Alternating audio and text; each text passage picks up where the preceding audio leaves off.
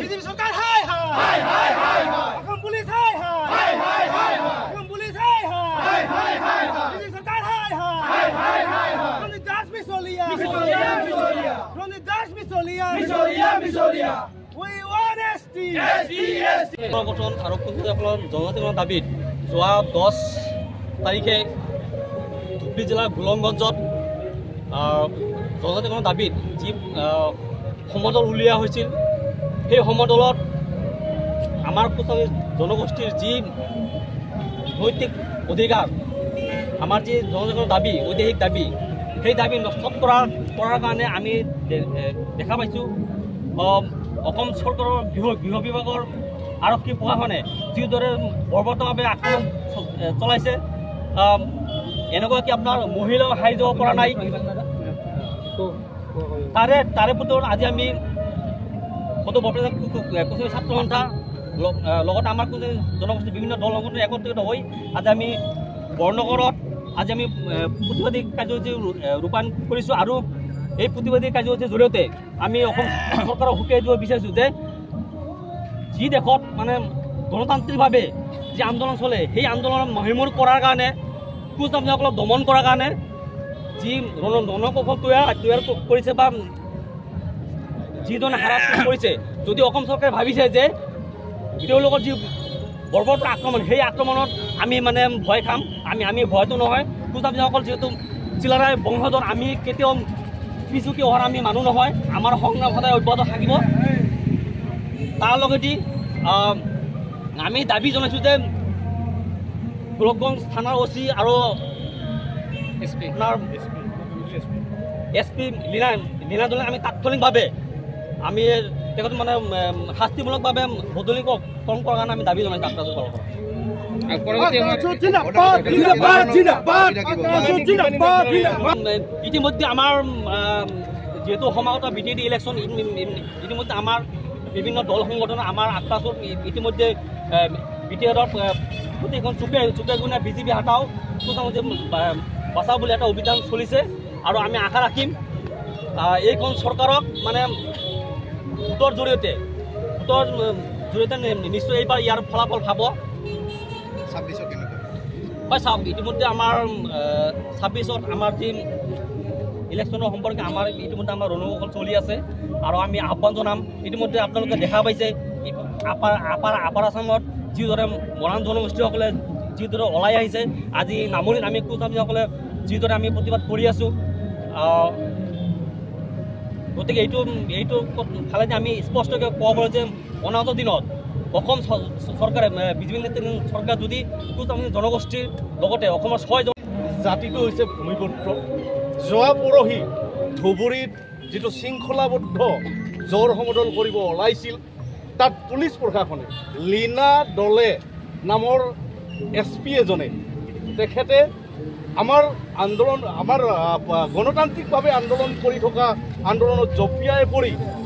তাত আমাৰ আই মাতৃসকলক কোচ ৰাজবংশী আই মাতৃসকলক পিটিছে বহুতৰ মূৰ ফাটিছে এয়া সহ্য কৰা নহ'ব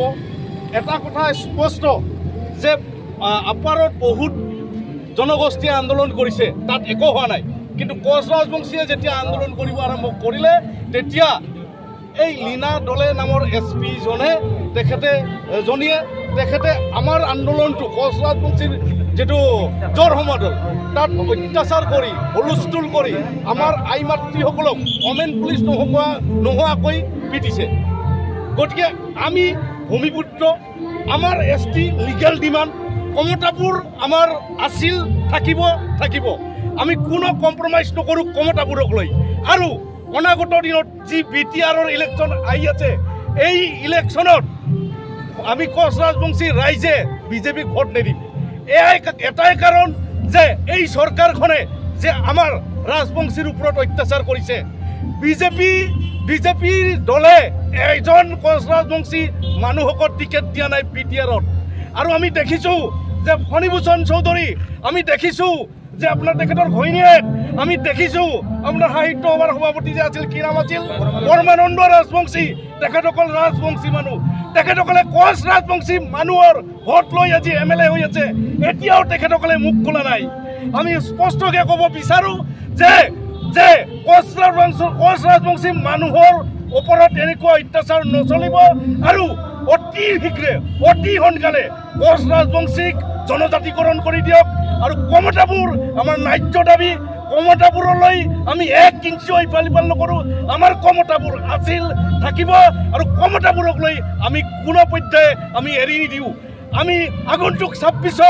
এই বিজেপি চৰকাৰক এই যেটো আমাৰ হিটলাৰী শাসন চলিছে আমি সহ্য নকৰিম আমাৰ আই মাতৃসকলক যেটো কৰিছে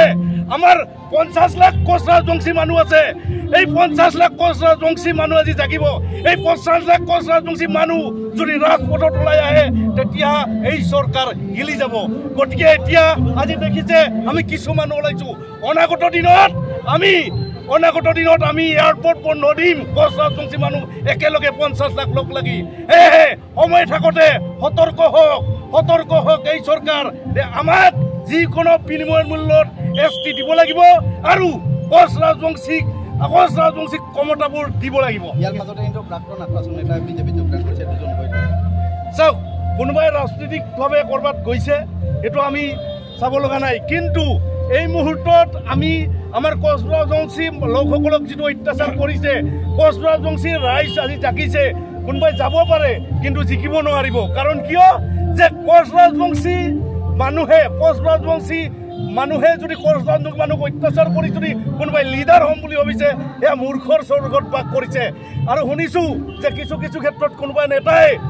নেতাই অলপ মিতিৰালি কলিও আছে হুঁচিয়াৰ কৰি দিছোঁ কোচ ৰাজবংশী জাতিটোৰ নামত কোনেও যাতে দালালি নকৰে কোচ ৰাজবংশী জাতিটোৰ নামত কোচ ৰাজবংশী আই মাতৃসকল যি অৱস্থা হৈছে সেইদিনাখন 200 পৰা 300 মানুহ হস্পিটেলত আছিল এনেকুৱা আমি দেখা নাছিলোঁ যে আমাৰ জাতিটোৰ ওপৰত ইমান অত্যাচাৰ এতিয়া কোচ ৰাজবংশী জাতিটো গাঁৱে ভূঞে জাগি উঠিব আমি সজাগ কৰিম আৰু আমি একেলগে কম যে আমাক এছটি লাগিব ঠিক আছে